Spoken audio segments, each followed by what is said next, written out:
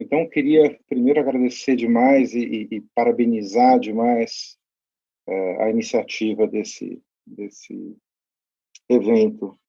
Eu tenho, além disso tudo aí que falaram de mim, aliás, meu sobrenome foi falado perfeitamente. Eu sou um cara que gosta de estudar muito, tenho uma abordagem muito prática também. Então, ao mesmo tempo que eu fiz um mestrado, doutorado na área, acabei de escrever um livro, vou contar para vocês. Livro é que nem filho, né? A gente acabou de escrever o livro, vou contar 1000 vezes do livro, estou com ele na mão. Mas, basicamente, eu sou um cara muito da prática também. Eu sou empreendedor, eu fiz GV, me formei com 21 anos, sei lá. E desde então, eu trabalho com aprendizagem ao longo da vida, às vezes com curso aberto. Fiz algumas das maiores consultorias de treinamento do Brasil, vendi. E recentemente estou com uma nova iniciativa chamada Nove, com foco muito em cultura de aprendizagem. E a ideia do papo, e eu fiquei super honrado de ter sido convidado para esse momento, a ideia é ajudar cada um de vocês a aproveitar a quantidade de informação e a quantidade de conteúdo e insights que vocês vão ter e troca, aproveitar isso e transformar em aprendizado de verdade.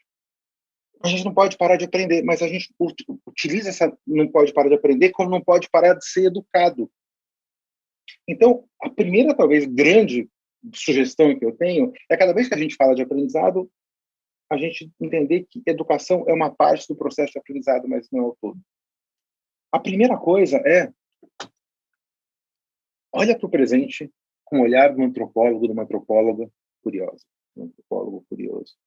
O que é um convite para olhar o presente com um antropólogo curioso? É você olhar sem julgar e com curiosidade. Você acabou de chegar numa ilha, você é um antropólogo, e a ilha chama século XXI. E a gente tem que olhar para o que está acontecendo com um olhar de pesquisador. O pesquisador não julga, a gente avalia. Cada vez que você pegar julgando, você está perdendo a oportunidade de aprendizado. Então, de repente, todo mundo fala assim, nós precisamos aprender, precisamos aprender. E daí vem a pandemia. Vocês devem ter aprendido um monte de coisa na pandemia e está aprendendo ainda. E a gente já gostou de algumas coisas que a gente aprendeu. Mas daí vem um relatório, aquele mesmo relatório do RH lá, da uma consultoria chamada Deloitte, e o título da área, tem um relatório sobre, chama Global Capital Human. Global Human Capital, capital humano global. E aí, sempre tem uma parte para treinamento, né, aprendizado corporativo, e ele fala assim, bom, e o que aconteceu durante a pandemia? O texto que eles falaram, basicamente, é esse aqui, eu falo assim, libera em inglês mais bonito, que é unleash, tira a coleira, libera o potencial da força de trabalho. O que eles falam nesse texto aqui, que eu não vou ler todo, eles falam assim, gente, quando precisou, a gente falou, gente, vem junto com a gente, não vai dar tempo de treinar. E daí aconteceu isso aqui, ó, a prevalência da agência humana. Agência é uma palavra que a gente usa pouco, que é bonita. Agência é a capacidade de agir. De repente a gente viu, não é que as pessoas conseguem agir? E aí uma coisa muito legal, quando o trabalhador mostra que consegue alinhar seus interesses e paixões com as necessidades organizacionais, a gente consegue aprender. Então, gente, por que a gente precisa aprender nesse século XXI, além de tudo isso? Primeiro, porque vai ter uma escassez gigantesca de pessoas qualificadas. Não é de emprego, assim, existe uma discussão grande, mas grande parte das pessoas falam que vai faltar gente boa. Isso aqui são as profissões do passado. Bom, engenheiro, marketing, tecnologia de informação, recursos humanos, por aí vai. Essas aqui são as profissões do futuro, quer dizer, as pessoas vão se realocar. Como é que você faz essa realocação? Aprendendo. E quando você quer aprender alguma coisa, muitas vezes a gente busca tema, e tema é um meio, não é o fim. Quando a gente busca a gente busca um tema porque a gente foi aprender, tem matemática, física, depois, né, direito constitucional, e depois o estudo para os concursos super conteudísticos. Então, quando a gente fala que a gente quer aprender, é natural a gente pensar no conteúdo. Conteúdo, gente, é tema. Aprender não é a mesma coisa que adquirir conteúdo. Para terminar, gente, quando aprender, sempre. É uma brincadeira que eu falo das 24 horas por dia, mas é real. Mas, basicamente, a gente tem que dar essa lente para olhar as oportunidades gigantescas de aprendizado que a gente tem a cada minuto que a gente vive no mundo.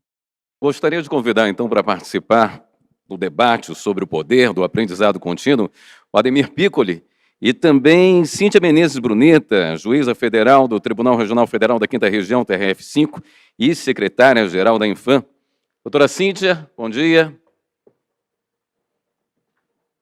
Bom dia, muito obrigada. Conrado, muito obrigada por sua aula. Assim, fiz várias anotações aqui enquanto assistia. Já gostava muito do seu livro, então é um grande prazer. Eu fui chamada aqui, mas com uma perspectiva também de trazer um pouquinho da minha experiência, né? Eu entrei na magistratura há 17 anos.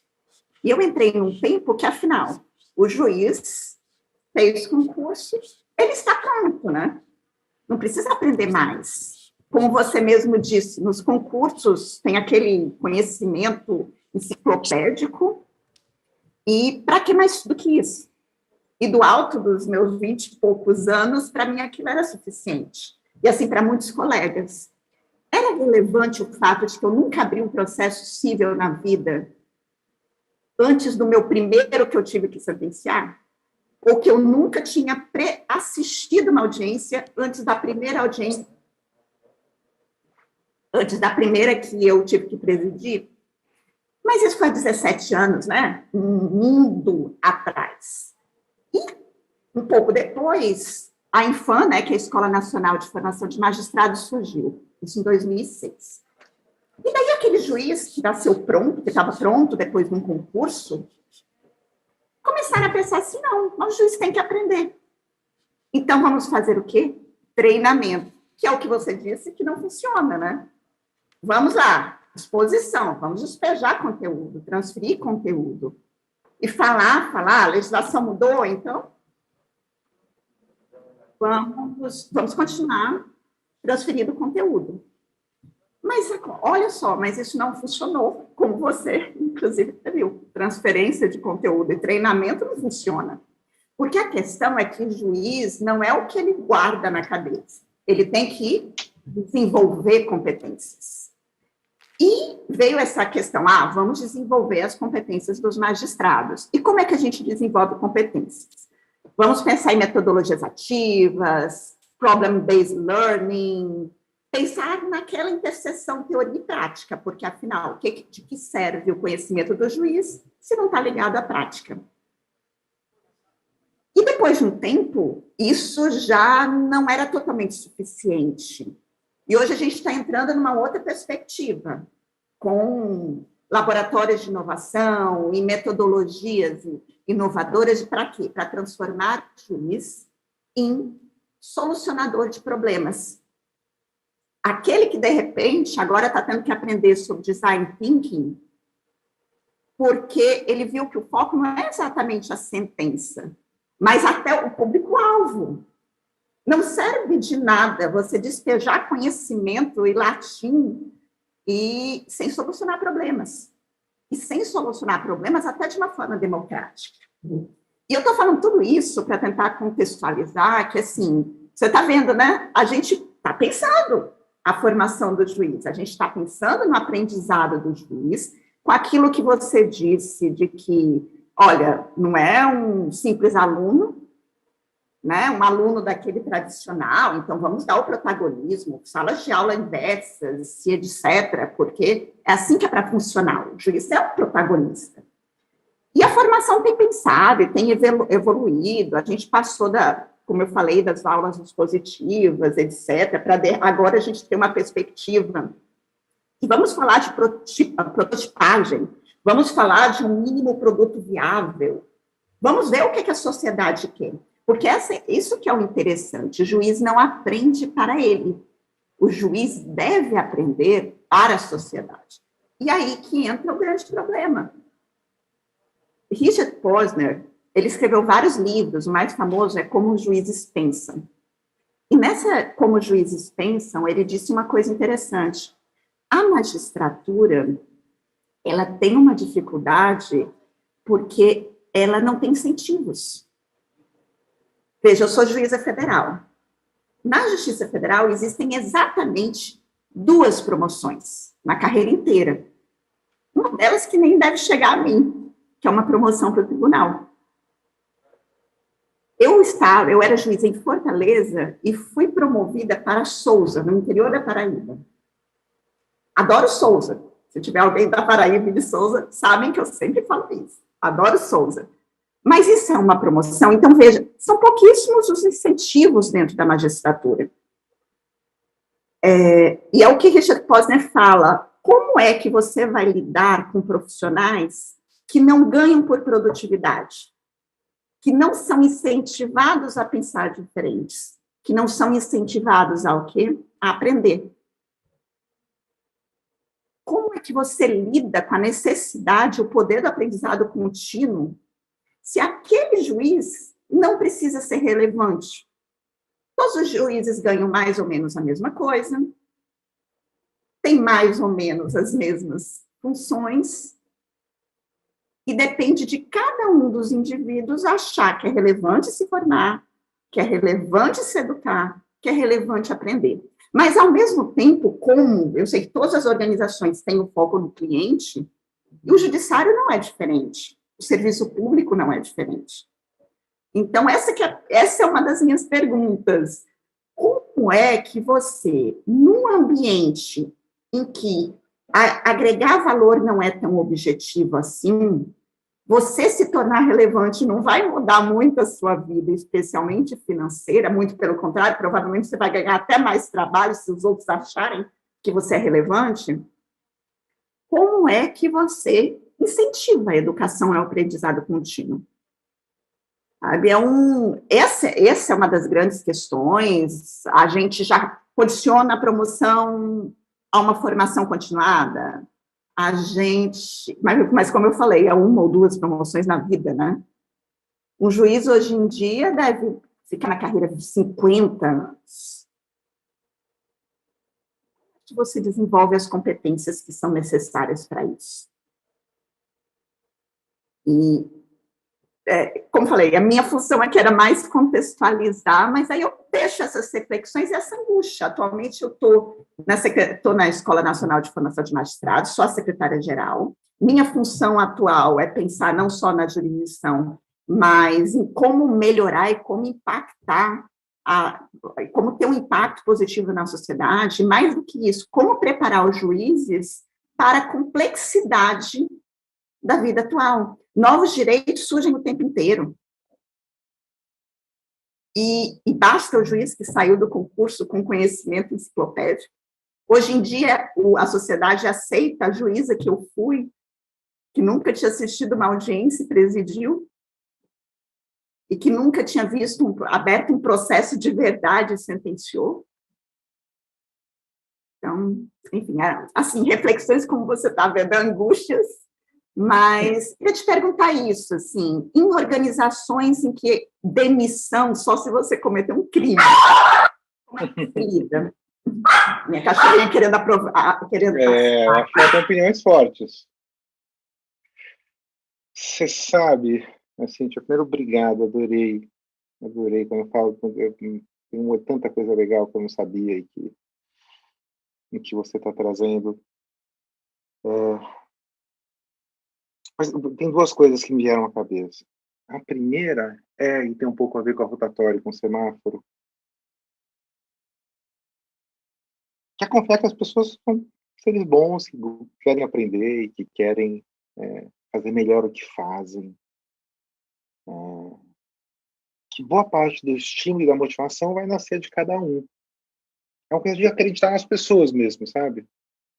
A gente fica criando tantos elementos, a gente sabe que a gente precisa ter estímulo, mais uma vez, a rotatória não está aberta. Mas a gente sabe que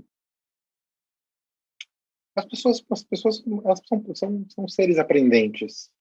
Então, acho que essa é uma coisa, mas como instituição, e no fundo eu não quero falar muito da minha empresa, acho que tem porquê, mas não posso responder sem falar um pouquinho. O que eu faço é uma coisa que eu chamo de cultura de aprendizagem. Eu não faço treinamento nenhum. Deus sabe que eu treinei alguns milhões de pessoas, literalmente. Mas o que a gente faz é como é que a gente cria um ambiente em que o aprendizado é valorizado e reconhecido. E para isso, a gente precisa substituir a lógica do aprendizado, a lógica do curso. Aprender é igual fazer curso, aprender é igual fazer extensão. Mais uma vez, é também, eu insisto muito nisso. Mas eu acho que tem um ambiente onde a gente coloca o aprender num lugar diferente, que é de compreender melhor o mundo, de fazer melhor a sua função. Tem uma discussão antiga chama teoria X, teoria Y, né? A teoria X assume que as pessoas vão trabalhar porque elas têm que pagar conta, e se você não controlar, as pessoas vão trabalhar o menos possível. A teoria Y assume que não todas as pessoas são boas. Então você precisa lembrar as pessoas que elas são boas, porque a grande cultura do mercado é assim, putz, faço o menos possível. E, gente, sabe aquela história, sem caminhoneiro o país para? Sem juízo o país para também, sem judiciário o país para. Deus sabe a importância do judiciário nos tempos atuais. Então tem um pouco, eu acho, que é colocar a luz, e eu trabalhei com muita gente, mesmo com um pouco mais de promoções no setor público, no Banco Central, eles têm uma universidade corporativa maravilhosa, ali a Caixa tem uma universidade corporativa maravilhosa. Eu via que parte das pessoas que estavam lá era uma motivação intrínseca, interna. E tem, para terminar, tem uma coisa interessante que é que a motivação intrínseca é um das três princípios básicos. A motivação intrínseca tem três princípios básicos, e um deles é a autonomia. E se a gente faz uma cultura de aprendizagem onde a autonomia acontece, por isso que eu falo do mundo sem índice de presença no vídeo, a gente começa a colocar que aprender é legal. Onde é que você mora, Cintia? Em que estado que você mora? Eu sou juíza em Fortaleza, no Ceará, mas trabalho em Brasília, né? Então... Tá na moda beach tênis em Brasília também? Essa é a minha pergunta. Eu não sei, mas aqui em Fortaleza... Gente, o mundo virou uma grande quadra de beach tênis. É, né? verdade, agora é só a sigla, BT e pronto.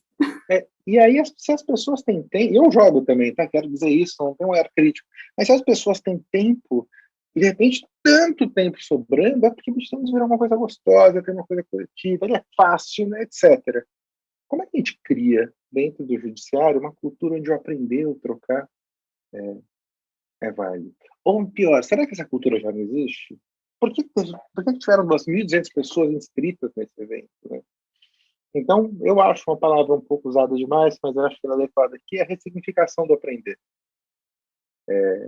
E acho que é um pouco de lembrar, né, por que a pessoa escolheu lá atrás, e confiar que boa parte das pessoas escolheram, obviamente, uma carreira meritosa e com suas vantagens do perfil da carreira mesmo, mas é algo que, putz, vejo algo mais bonito e importante do que tornar o mundo mais justo, de verdade.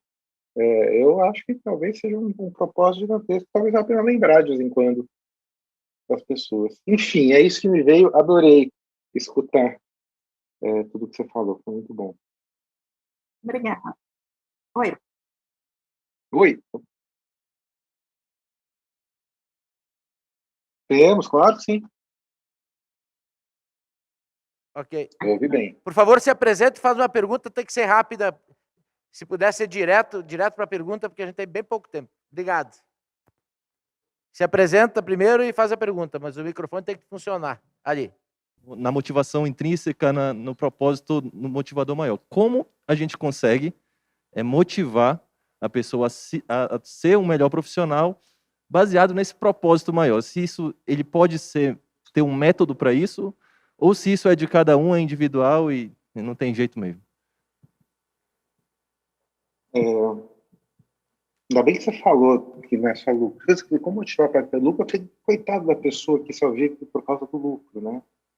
Porque a gente não brinca com nossos filhos ou com os nossos parceiros e parceiras ou por causa do lucro, né? Então, por isso que eu faço essa coisa do ressignificar.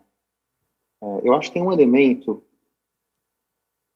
O aspecto é totalmente de cultura, na minha visão, depois que eu ouvi um pouquinho assim também. Quando eu falo que a Nove é um estúdio de cultura de aprendizagem, assim que o MEF apresenta, é porque a gente tem que impactar a cultura. Difícil, mas possível. Então, assim, o ambiente, ele tem que dar sinais da importância dessa busca pelo aprendizado, pela conexão contínua. Eu acho que tem esse plano de fundo, que é o grande objetivo. A gente sabe que o dia a dia não é fácil, né? A gente sabe que, enfim, as sentenças não agradam todos, são desafiadoras, são... Então, a minha resposta para isso, acho que tem a ver com ajudar as pessoas, e quando eu falo de cultura, assim, para a cultura, o que a gente faz? A gente identifica alguns valores e a gente cria artefatos. Então, esse evento é um grande artefato para lembrar das pessoas da importância de aprender, né?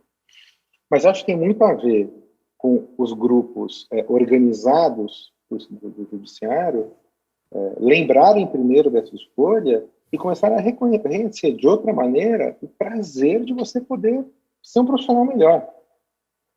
Pode ser um bombeiro, pode ser um médico, pode ser um juiz, pode ser um jogador de futebol, pode ser um bailarino, uma bailarina, pode ser, enfim. Mas o prazer de você ser um profissional melhor, você fazer melhor, eu não acho que ninguém quer acordar. Isso é muita teoria Chico Davidson. A pergunta é: ninguém quer acordar. Ia falar palavrão, mas eu tenho medo de falar palavrão com vocês aqui. Ninguém ia acordar de manhã e falar assim: vou fazer uma droga no trabalho hoje. Então, acho que esse é um pouco olhando. Fala, Cíntia, o que você acha? Não, uma correção só, que quando eu falei da questão do dinheiro, não é necessariamente do lucro. A questão é que certas competências nós queremos ver desenvolvidas no judiciário. Os juízes estudam, né? Estudam para academia, estudam instrumentos musicais, eles se aprimoram. A questão é que dentro do judiciário nós queremos o desenvolvimento de algumas competências específicas. Agora, sabe uma coisa que, pelo menos, eu vejo, observo que ajuda de incentivo é tirar o juiz da condição de aluno, como você falou. Sim, deixar a ideia de curso e treinamento, colocar o juiz para aprender metodologia de solução de problemas, para aplicar o conhecimento na prática, isso eu acho que serve um pouco como incentivo. Só que falar essa questão que eu não falo do lucro, eu falo assim, do aprendizado que nós gostaríamos que estivesse ocorrendo, né? É um direcionado.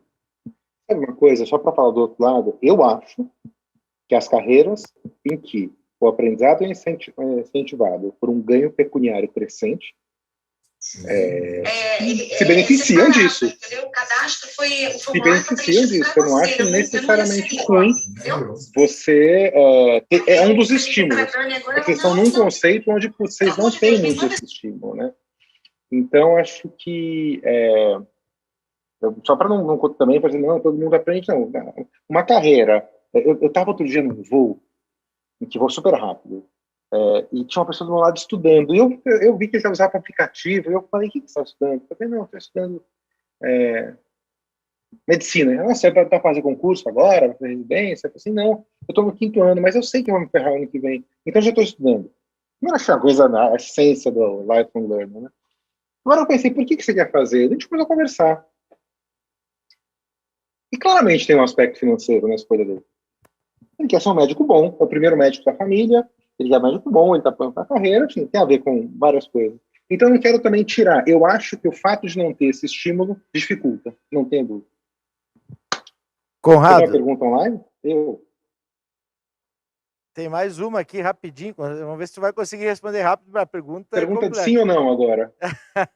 Na verdade, a pergunta é da Elaine Meirelles. Qual a relação do autodidata com andragogia e aprendizagem autodirigida? Nossa senhora, hein? É o seguinte, se você procurar Conrado Schlohauer, tese USP, tem meu doutorado lá. Acho que uma parte da pergunta é essa, que eu falo muito disso lá. Aliás, para me achar em redes sociais, gente, eu não vendo nada, mas eu publico muito conteúdo. Bota Conrado Aprendizado no Google. Conrado Schlohauer ninguém merece, né? Conrado Aprendizado no Google, você dá um enter e ela aparece.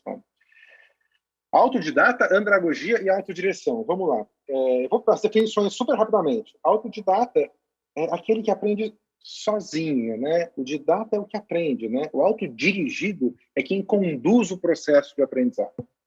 Então, a diferença primeiro do autodidata e do autodirigido, tem outro bicho também, que é o autorregulado.